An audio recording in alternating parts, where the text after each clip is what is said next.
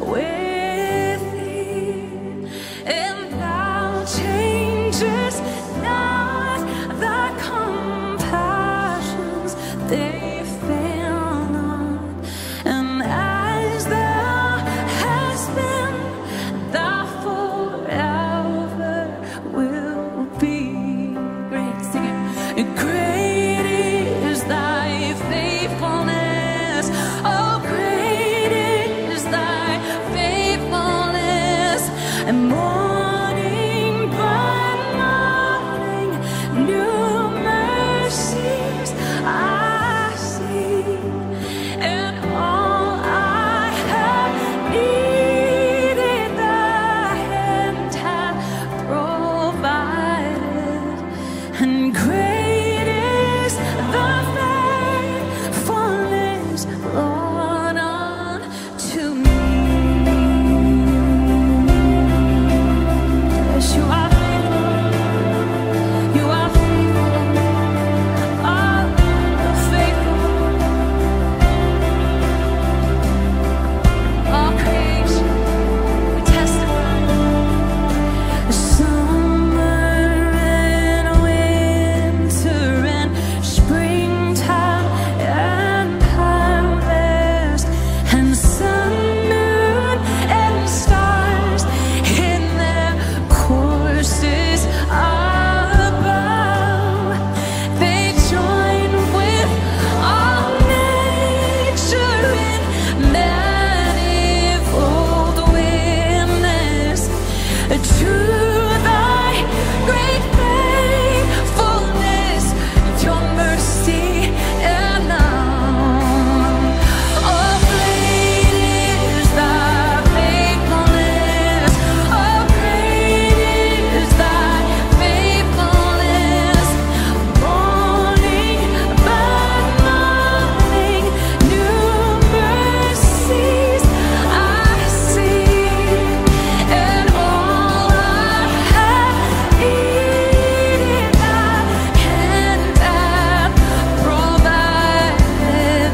And great is thy faithfulness, Lord, unto me.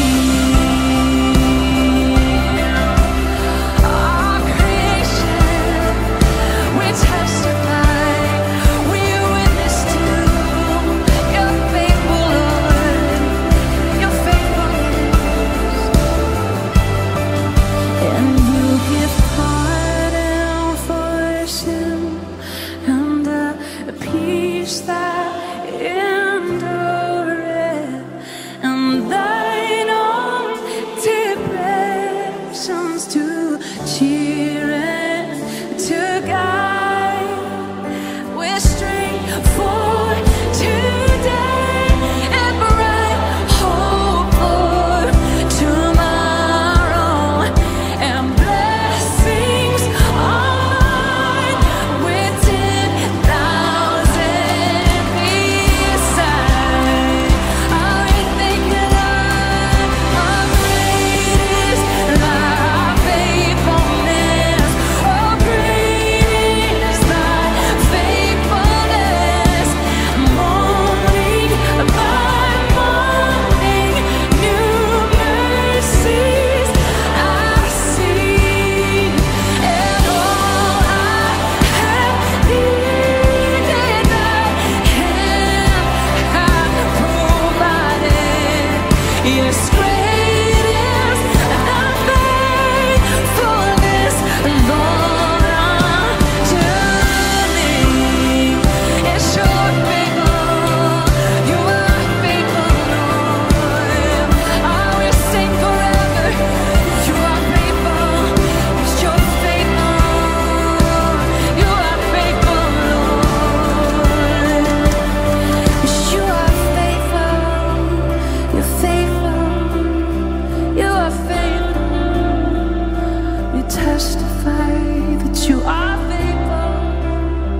You are faithful, yes. But you are faithful. So faithful. Faithful.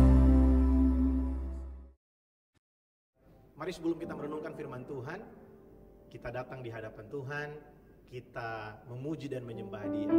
Karena saya yakin dan percaya bahwa Tuhan kita tidak bertahta di atas ketakutan, Tuhan kita tidak bertahta di atas setiap kekhawatiran, tapi Tuhan bertahta di atas setiap pujian dan penyembahan, pengagungan dari umatnya. Yang percaya boleh katakan amin. Mari sama-sama kita datang memuji Tuhan. Terima kasih Tuhan. Engkaulah kekuatan kami, Engkaulah pengharapan kami Tuhan. Bawa kami masuk dalam rencana-Mu lebih lagi. Bawa kami masuk dalam kehendak-Mu lebih lagi ya Tuhan. Terima kasih. Makasih Tuhan. Kekuatan di jiwaku,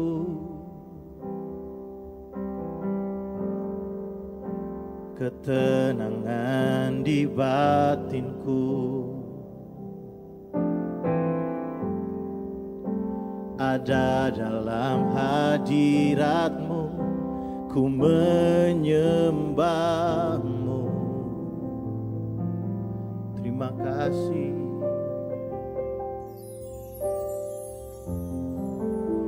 Tersungkurku di kaki-Mu, rasakan hadirat-Mu. Takkan ku melepaskan-Mu, Kau cahaya bagiku. Mengiring-Mu seumur hidupku, masuk dalam rencana-Mu Bapa. Pikiranku, kehendak-Ku, ku serahkan padamu. Harapanku hanya di dalam-Mu. Ku kan teguh bersama-Mu Tuhan. Jadikan-Ku bejana-Mu untuk kemuliaan-Mu.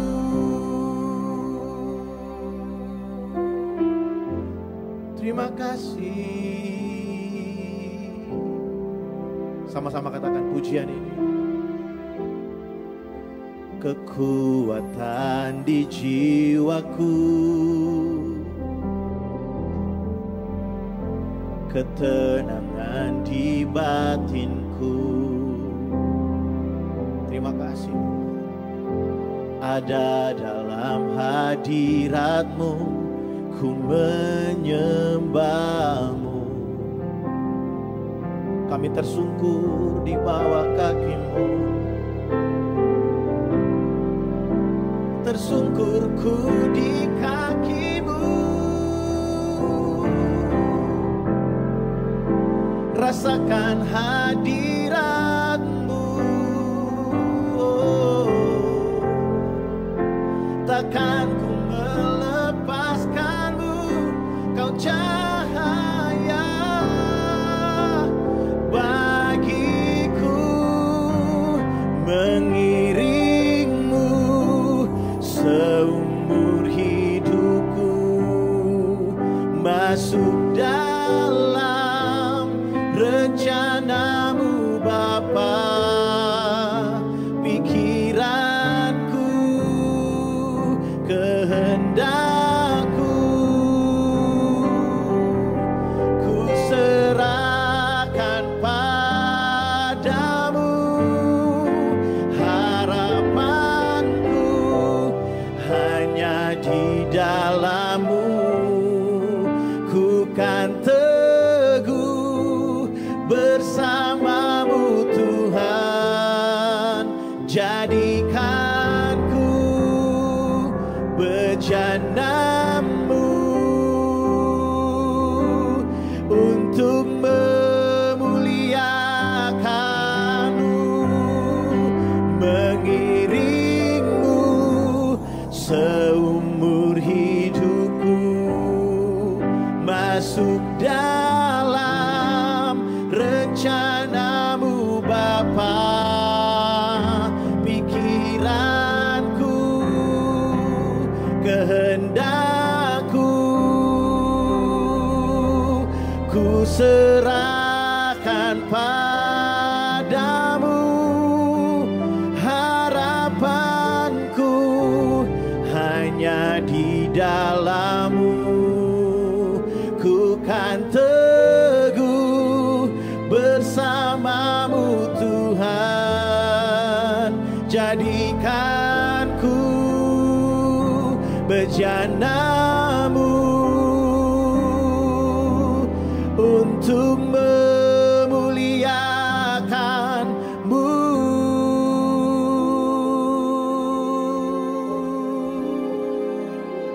Kami rindu memuliakan-Mu. Terima kasih.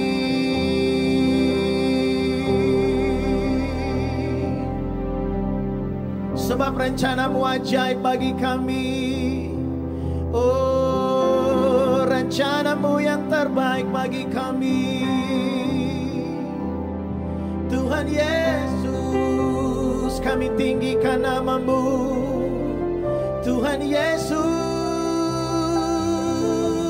kami muliakan. Tiada yang lain, hanya nama-Mu di bumi dan di sorga. Oh, pengharapan kami hanya padamu, di dalam-Mu, Yesus Tuhan kami. Mari angkat kedua tangan kita. Kita mau memberkati Tuhan dengan pujian kita. Sebab kita tahu Dia bertahta di atas setiap nyanyian kita. Terima kasih Tuhan. Terima kasih. We bless your name. Bless the Lord, oh my soul. Oh my soul. Worship His holy name. Sing like never before. Oh my soul, I worship your holy name. Come on everybody sing. Bless the Lord, oh my soul. Oh my soul, worship His holy name. Thank you Jesus. Sing like never before. Oh my soul, I worship your holy name. We bless your name, oh God. Thank you, Lord. Bless the Lord, oh my soul. Oh my soul, worship His holy name. Sing like never before. Oh my soul, I worship your holy name. Bless the Lord, bless the Lord, oh my soul. Oh my soul, I worship your holy name. Sing like never before. Oh my soul, I worship your holy name. Oh, we bless your name. Bless the Lord, oh my soul. Oh my soul, worship His holy name. Sing like never before. Oh my soul, I worship your holy name. Come on everybody sing. Bless the Lord, oh my soul. Oh my soul. Worship His holy name. Yes, Lord. Sing like never before. Oh my soul, I'll worship your holy name. Sing like never. Sing like never before. Oh my soul, I worship your holy name. Everybody sing. Oh, sing like never before. Oh my soul, I worship your holy name. Kau bertahta di atas pujian kami. Hanya nama Yesus yang kami sembah. Hanya nama Yesus yang kami agungkan. Terpujilah namamu ya Tuhan. Terima kasih. Terima kasih Tuhan. Terima kasih. Shalom warga kerajaan, selamat malam. Puji Tuhan. Apa kabar Bapak Ibu Saudara pada hari ini? Saya senang sekali hari ini bisa kembali menjumpai Bapak Ibu Saudara melalui ibadah online di ibadah tengah minggu. Saudara, kita bersyukur buat penyertaan Tuhan. Tidak terasa kita memasuki akhir dari bulan Oktober. Dan sebentar lagi kita akan memasuki bulan November. Dan kemudian bulan Desember. Dan kita akan mengakhiri tahun 2021. Bukanlah tahun yang mudah bagi setiap kita. Saya tahu ada banyak sekali hal-hal yang terjadi sepanjang tahun ini. Saya tahu mungkin beberapa dari kita mengalami kehilangan, kerugian. Dan mungkin ada banyak rencana kita yang akhirnya tidak terlaksana sepanjang tahun ini yang diakibatkan oleh pandemi COVID-19. Tapi saya ingin menguatkan Bapak Ibu Saudara bahwa apapun yang terjadi, Tuhan Yesus tetap baik buat saya dan saudara. Amin. Sepanjang tahun ini kita menikmati pemeliharaan Tuhan. Di tengah-tengah situasi yang tidak baik, di tengah-tengah keadaan yang tidak menentu, ada satu hal yang selalu pasti ada bagi setiap kita, itulah penyediaan Tuhan. Itulah kasih setia Tuhan yang tidak pernah tidak ada bagi saya dan saudara. Kebaikan Tuhan, kesetiaan Tuhan tidak tergantung kepada keadaan. Keadaan bisa berubah, tapi kesetiaan Tuhan tetap terjadi bagi saya dan saudara. Hari ini di ibadah tengah minggu, saya ingin membagikan sesuatu buat saudara. Di tengah-tengah bulan ini, sepanjang bulan ini kita sedang belajar tentang satu tema, yaitu membangun kehidupan rohani yang kuat. Membangun kehidupan kita di atas dasar yang teguh, yaitu firman Allah. Nah, kita akan belajar dari satu cerita di dalam kitab Lukas pasal yang ke-24, ayat yang ke-13 sampai dengan ayat yang ke-35. Ini pembacaan yang cukup panjang, oleh sebab itu kita tidak akan baca semuanya, tapi saya menganjurkan Bapak Ibu untuk membaca full cerita ini. Nah saudara, sebagian dari kita, ada banyak dari kita mungkin yang mengalami kekecewaan. Saya secara pribadi, ya, harus mengakui bahwa seringkali ketika keadaan terjadi tidak seperti yang saya harapkan, tidak seperti apa yang saya dan istri saya yang kami inginkan terjadi, kami tidak memungkiri bahwa beberapa kali ada kesempatan untuk kita bisa kecewa dengan keadaan, ya. Tapi kita bersyukur karena di dalam Tuhan bukan kita yang berusaha untuk mencari Dia, tapi Tuhanlah yang memegang kesetiaannya bagi anak-anaknya. Saudara, ada satu cerita di dalam Alkitab. Ada banyak cerita sebenarnya, tapi saya akan bagikan salah satu cerita dari Alkitab. Bagaimana orang yang putus pengharapan, bagaimana orang yang dulunya percaya kepada Tuhan, yang mereka melihat mujizat terjadi dalam hidup mereka, mereka ikut terlibat dalam banyak hal yang luar biasa yang dilakukan oleh Yesus Kristus ketika Dia ada di dunia ini. Mereka juga mengalami kekecewaan, mereka juga mengalami putus asa, mereka juga mengalami keadaan di mana kenyataan tidak seperti yang mereka harapkan. Nah, kita lihat bersama-sama dari Lukas pasal yang ke-24, ayat yang ke-13 mulai, saya akan bacakan buat saudara, saudara bisa mengikuti dari rumah saudara masing-masing. Lukas pasal yang ke-24, ayat yang ke-13. Pada hari itu juga, 2 orang dari murid-murid Yesus pergi ke sebuah kampung yang bernama Emmaus, yang terletak kira-kira 7 mil jauhnya dari Yerusalem. Dan mereka bercakap-cakap tentang segala sesuatu yang telah terjadi. Ketika mereka sedang bercakap-cakap dan bertukar pikiran, datanglah Yesus sendiri mendekati mereka, lalu berjalan bersama-sama dengan mereka. Tetapi ada sesuatu yang menghalangi mata mereka, sehingga mereka tidak dapat mengenal Dia. Yesus berkata kepada mereka, "Apakah yang kamu percakapkan sementara kamu berjalan?"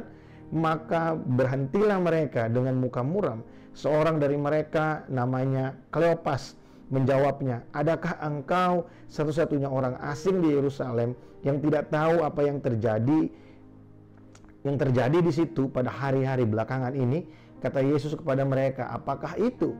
Jawab mereka, "Apa yang terjadi dengan Yesus orang Nazaret? Dia adalah seorang nabi yang berkuasa dalam pekerjaan dan perkataan di hadapan Allah dan di hadapan seluruh bangsa kami. Tetapi imam-imam kepala dan pemimpin-pemimpin kami telah menyerahkan Dia untuk dihukum mati, dan mereka telah menyalibkannya. Padahal kami dahulu mengharapkan bahwa Dialah yang datang untuk membebaskan bangsa Israel. Tetapi sementara itu telah lewat 3 hari sejak semuanya itu terjadi." Saudara, 2 murid Yesus, salah satunya bernama Kleopas, yang satu lagi tidak disebutkan. Nah, mereka berjalan menuju satu kota yang namanya Emmaus.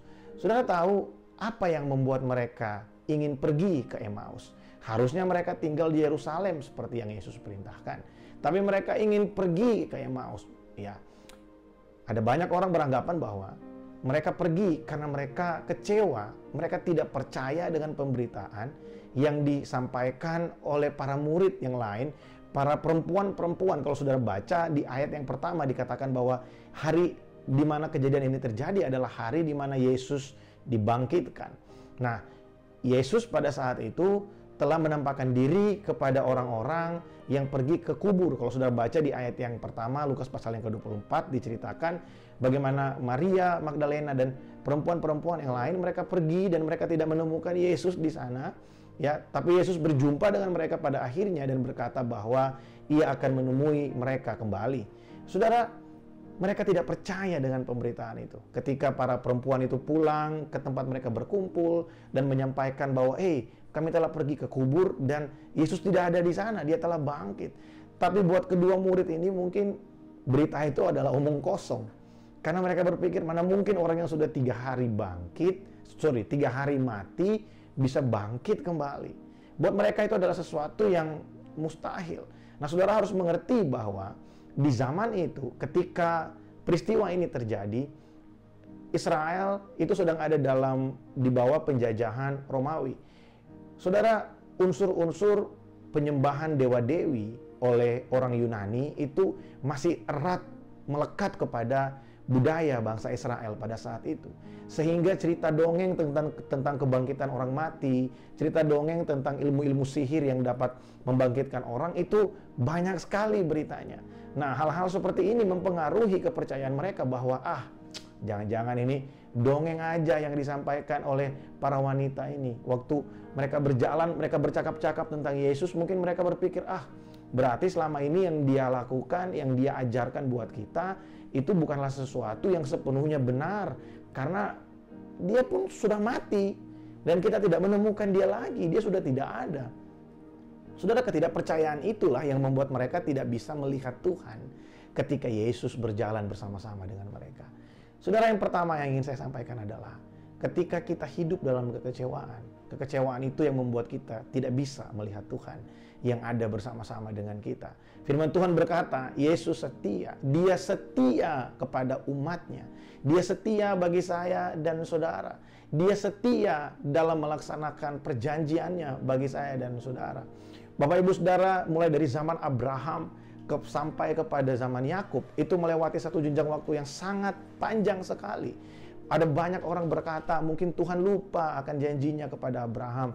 Tapi kita ketahui bersama bagaimana lepas dari keturunan kepada keturunan yang lain, Tuhan menepati janjinya kepada bangsa Israel, kepada keturunan Abraham pada zaman Yusuf pada saat itu ketika dia ada di Mesir. Saudara, kita percaya bahwa Tuhan yang kita sembah adalah Allah yang setia.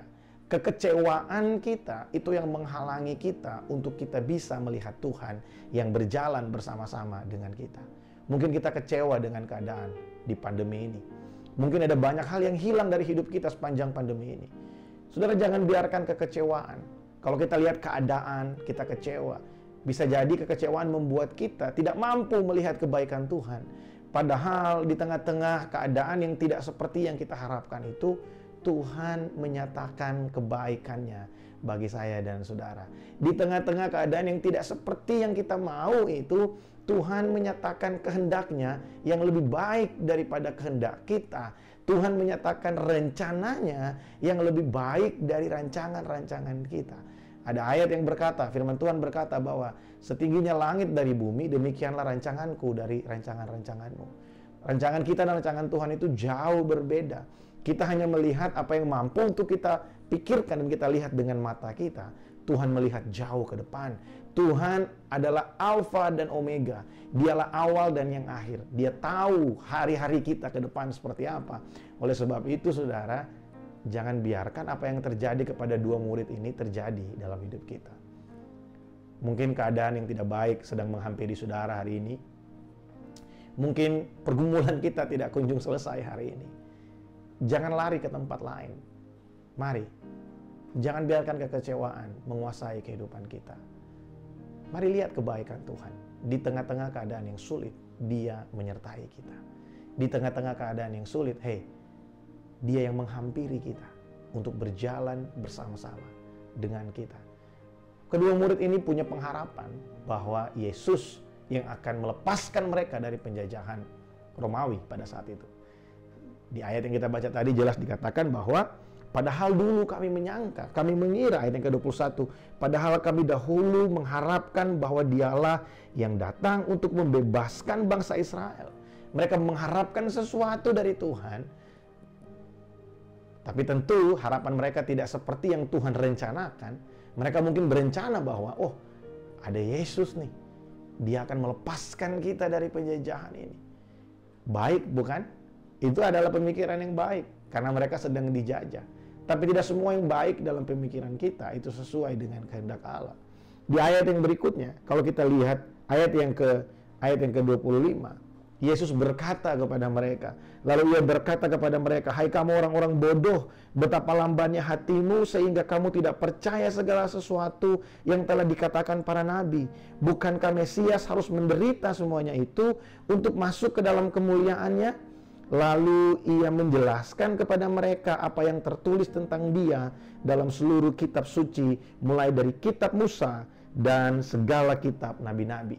Saudara, Yesus berkata kepada orang-orang yang kecewa ini, Dia berkata, mengapa kamu orang-orang yang bodoh, mengapa kamu begitu lamban untuk bisa memahami hal ini? Saudara, Yesus ingin memberitahukan buat mereka bahwa apa yang telah tertulis di dalam kitab suci tentang Mesias itu harus digenapi. Ada satu cara pandang yang salah di tengah-tengah orang-orang percaya hari ini. Ada banyak orang yang memanipulasi, yang menjadikan Tuhan sebagai alat untuk mencapai kekayaan, alat untuk mencapai segala impian mereka, sehingga mereka berpikir kekristenan berbicara tentang segala sesuatu yang berhasil, kelimpahan, kesembuhan, dan lain sebagainya. Saudara, di dalam Yesus Kristus Tuhan, semuanya itu adalah bagian kita. Tapi jauh lebih dari kesembuhan, jauh lebih dari finansial yang berlimpah, ada satu hal yang ingin Tuhan lakukan buat kita, yaitu Tuhan ingin kita menyadari bahwa sekalipun kita ada dalam situasi yang tidak baik, Dia tetap melaksanakan segala sesuatu yang telah dituliskan oleh para nabi tentang dirinya. Dia setia, Dia memegang perjanjiannya. Yesus berkata, tidakkah kamu ketahui, bukankah kamu telah membaca bahwa Mesias itu harus menderita untuk masuk ke dalam kemuliaannya. Orang-orang hari-hari ini tidak mau menderita, tapi suka akan kemuliaan. Ada banyak orang percaya hari ini tidak mau menderita bersama dengan Kristus, dan mau langsung menikmati kemuliaan.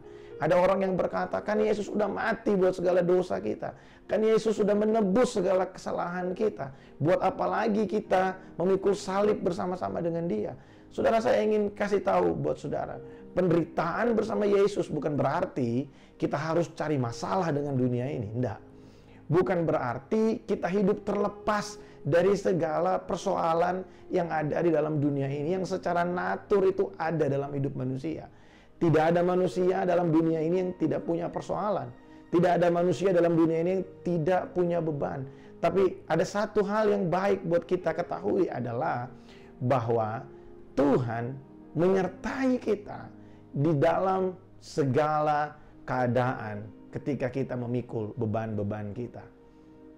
Saudara, ada banyak orang gak suka pikul beban bersama dengan Yesus Tuhan.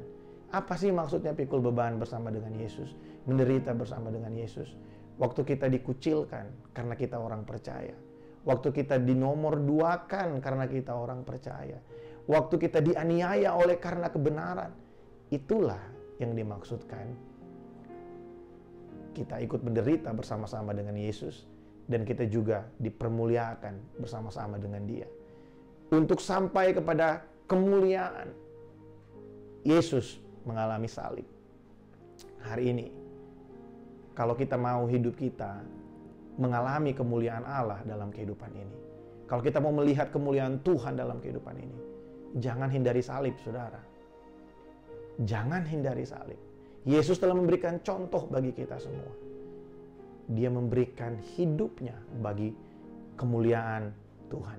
Dia memberikan kerelaannya menjadi hamba, bahkan mati di kayu salib. Saudara, ketika kita dikucilkan karena kita memegang teguh kebenaran, itu salib yang sedang kita pikul. Ketika kita direndahkan karena kita pegang kebenaran, itu salib yang sedang kita pikul. Tapi jangan berkecil hati. Harusnya kita berbangga ketika itu terjadi, karena kita tahu di balik salib Kristus ada kemuliaan yang menanti kita. Dan ketika semuanya itu disingkapkan, kita bisa berkata, penderitaan ringan yang sekarang ini kita alami di dunia tidak dapat menandingi kemuliaan Allah yang telah menanti kita di ujung sana. Wow. Saudara, hari ini mungkin kita sedang mengalami sesuatu yang kurang baik dalam hidup ini. Saya ingin menguatkan saudara. Jangan pergi ke Emmaus. Jangan pergi ke tempat yang lain. Mari tetap tinggal dengan persekutuan. Mari tetap tinggal dalam persekutuan dengan Allah. Mari tetap tinggal bersama-sama dengan Dia. Jangan biarkan kekecewaan menguasai kehidupan kita, sehingga kita tidak mampu melihat kebaikan Tuhan. Saudara lihat, waktu Yesus bercerita kepada mereka tentang segala sesuatu yang tertulis di dalam Alkitab, di dalam kitab Perjanjian Lama tentunya, karena pada kejadian ini kitab Perjanjian Baru belum ada, ya. Yesus berbicara kepada mereka. Mereka belum mengenali Yesus. Mereka masih menyangka Dia adalah orang asing. Tapi Yesus menceritakan tentang segala sesuatu yang terjadi, yang tertulis di dalam kitab para nabi, mulai dari kitab Musa, ya, kitab Torah sampai kepada kitab para nabi. Yesus bercerita tentang segala nubuatan yang telah dituliskan terlebih dahulu tentang Mesias.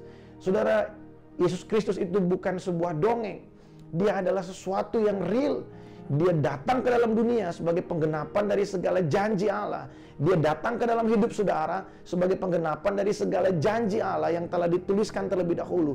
Ribuan tahun sebelum kita ada hari ini, Tuhan telah menjanjikan itu bagi saya dan saudara, bahwa akan ada satu pribadi Allah sendiri yang akan datang kepada umatnya karena cinta dan kasih-Nya yang besar untuk mengubahkan kehidupan kita, karena Dia tahu tanpa Dia kita tidak mungkin bisa lepas dari segala sesuatu yang jahat yang ada di dalam dunia ini dan juga yang ada di dalam kehidupan kita.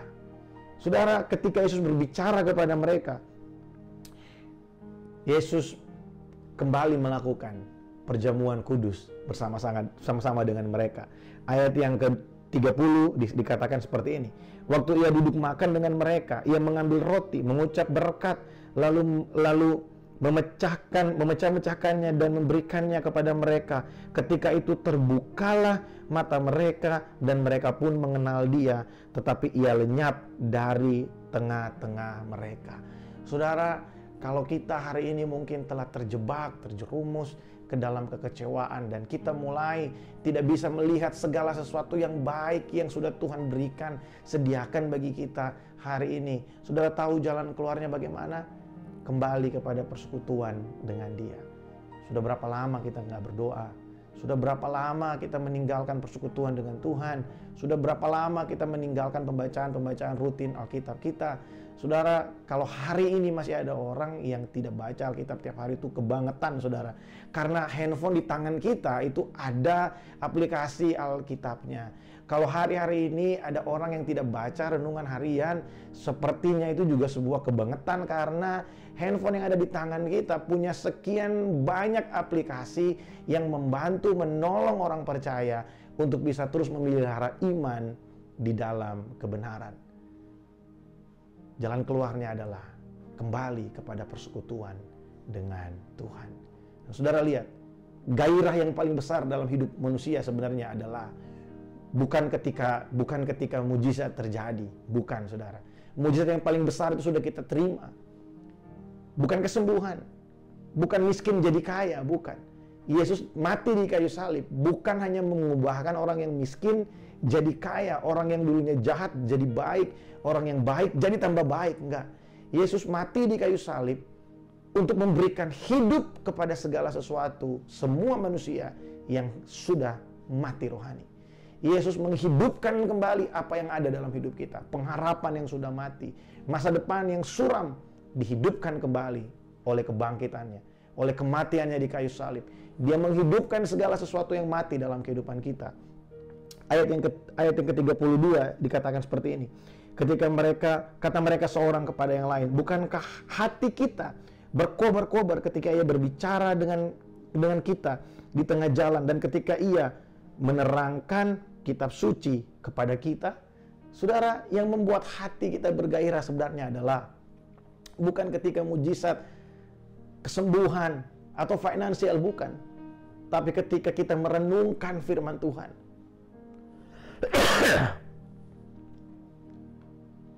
Ketika kita merenungkan kebenaran yang Tuhan sampaikan bagi kita. Saudara, ada banyak sekali hari-hari ini, ya, kita suka terpesona dengan yang lain. Padahal firman Tuhan itu sanggup membuat kita berkobar-kobar. Ketika kita mengenal kebenaran, kebenaran itu akan memerdekakan kita. Ekspresi orang itu beda-beda, saudara. Ada orang yang kita lihat sepertinya diam-diam aja, tapi sebenarnya mereka merenungkan apa yang benar. Mereka merenungkan kebenaran. Tapi yang bisa kita lihat adalah perubahan dari kehidupan seseorang. Seperti kedua murid ini, ketika mereka berjumpa dengan Yesus, dan mereka menyadari bahwa ketika mereka merenungkan firman Tuhan, hati mereka bergairah kembali. Hidup mereka sepertinya di-recharge kembali. Mereka berkata bahwa, hey, bukankah ketika kita mendengarkan dia berkhotbah, bukankah ketika kita mendengarkan dia sedang menceritakan firman Tuhan, menjelaskan firman Tuhan, bukankah kita berkobar-kobar? Masihkah kita bergairah, berkobar-kobar ketika kita mendengarkan firman Tuhan? Masihkah kita bergairah ketika kita merenungkan firman Tuhan? Atau kita lebih bergairah ketika mujizat, kesembuhan, finansial terjadi dalam kehidupan kita? Mujizat tidak selamanya akan terjadi. Karena mujizat yang paling besar buat manusia itu sudah terjadi buat kita. Kita diselamatkan. Itu mujizat, saudara. Bahkan kalau kita merenungkan, setiap hari kita mengalami mujizat. Apa itu? Kita diberikan kesempatan untuk hidup, saudara. Itu mujizat. Karena Allah yang kita sembah adalah Allah yang kudus. Sedangkan kita adalah orang yang berdosa. Kalau kita masih bisa ada pagi hari menikmati semua ini, itu mujizat. Dia memberikan kita kesempatan satu hari lagi untuk kita bisa kembali melakukan yang lebih baik, untuk kita bisa kembali bertumbuh, membangun kehidupan kita di atas dasar yang benar. Saudara, malam hari ini yang saya bagikan buat saudara. Biar dari cerita perjalanan kedua murid ini kita belajar. Mungkin pengharapan-pengharapan kita di dalam Tuhan tidak terlaksana. Mungkin apa yang kita harapkan dari Yesus tidak terjadi seperti yang kita mau. Mungkin yang kita harapkan Tuhan lakukan dalam pekerjaan kita, dalam keluarga kita, dalam bisnis kita, dalam pelayanan kita tidak terjadi seperti yang kita mau. Tapi jangan tinggalkan persekutuan dengan Tuhan. Tapi jangan biarkan kekecewaan menutupi mata kita sehingga kita tidak bisa melihat kebaikan Tuhan yang selalu nyata dalam kehidupan kita. Sebenarnya setiap hari kita itu mengalami kebaikan Tuhan, saudara. Kalau kita boleh bangun pagi, itu kebaikan Tuhan. Tapi orang yang penuh dengan kekecewaan, mereka bahkan merasa lebih baik mati daripada hidup di hari-hari ini. Saudara, itu sebenarnya tidak menghargai kebaikan Tuhan, atau mungkin tidak menyadari bahwa Tuhan itu baik bagi setiap kita orang percaya. Apapun yang menjadi beban saudara, apapun yang menjadi pergumulan saudara, mari renungkan ini. Jangan biarkan kekecewaan membuat kita tidak mampu melihat kebaikan Tuhan. Kalau hari ini kita telah terjebak dalam kekecewaan, kita terjebak dalam perasaan yang kecewa dengan Tuhan, kecewa dengan keadaan, dan saudara ingin kembali kepada Tuhan, gimana caranya? Caranya cuma satu, kembalilah kepada persekutuan dengan Tuhan. Bersekutulah kembali dengan Tuhan. Bukan kita yang datang mencari Dia. Sesungguhnya Dialah yang menunggu kita untuk kita kembali kepadanya. Tuhan ada, kita yang kadang ada, kadang tidak ada. Tuhan setia, kita yang kadang setia, kadang tidak setia. Biarlah perenungan ini menjadi berkat bagi setiap kita, menguatkan setiap kita, dan memberikan kita inspirasi untuk kita semakin bergairah, semakin bersemangat untuk mengiring Kristus. Mari kita berdoa. Bapa, dalam nama Yesus, terima kasih buat hari ini. Kami bersyukur buat malam hari ini kami boleh merenungkan firman-Mu. Kami boleh merenungkan kebaikan-Mu. Bapa, hamba berdoa buat umat-Mu dimanapun berada. Mungkin selama ini ada banyak hal yang menutupi mata kami, sehingga kami tidak mampu melihat kebaikan Tuhan. Roh Kudus, mari sadarkan setiap kami bahwa setiap hari kami menikmati kebaikan-Mu. Setiap hari kami menikmati segala yang baik yang Engkau sediakan bagi kami. Mungkin kami tidak mampu menyadari bahwa keluarga yang masih ada sampai hari ini, kesehatan kami, kekuatan kami, kemampuan kami, bisnis kami, sekalipun sedang ada dalam keadaan yang kurang baik, tapi semua itu masih terjadi, masih berlangsung. Itu bukti pemeliharaan-Mu bagi kami. Kalau kami masih boleh berjumpa sekalipun melalui ibadah online, ini juga adalah bukti dari kebaikan Tuhan buat kami. Tuhan masih peduli dalam hidup kami, sehingga Tuhan masih mengirimkan hamba-hamba-Mu untuk berbicara dan menguatkan, menegur setiap kami. Tuhan, hamba berdoa memberkati umat-Mu dimanapun berada. Engkaulah yang menjadi penolong kami. Allah Roh Kudus, mari lawat setiap kami. Ingatkan kami setiap hari bahwa hidup kami ini penuh dengan kebaikan-Mu. Hidup kami ini penuh dengan anugerah-Mu yang tidak dipengaruhi oleh keadaan. Keadaan boleh berubah, kesetiaan bagi kami tetap sama. Terima kasih Tuhan. Hamba berdoa memberkati setiap umat-Mu dimanapun berada. Biarlah apa yang kami renungkan malam hari ini menjadi kekuatan bagi setiap kami. Dalam nama Tuhan Yesus berdoa. Amin. Puji nama Tuhan. Bapak Ibu Saudara, selamat malam. Jangan lupa hari Sabtu kita ada ibadah doa puasa.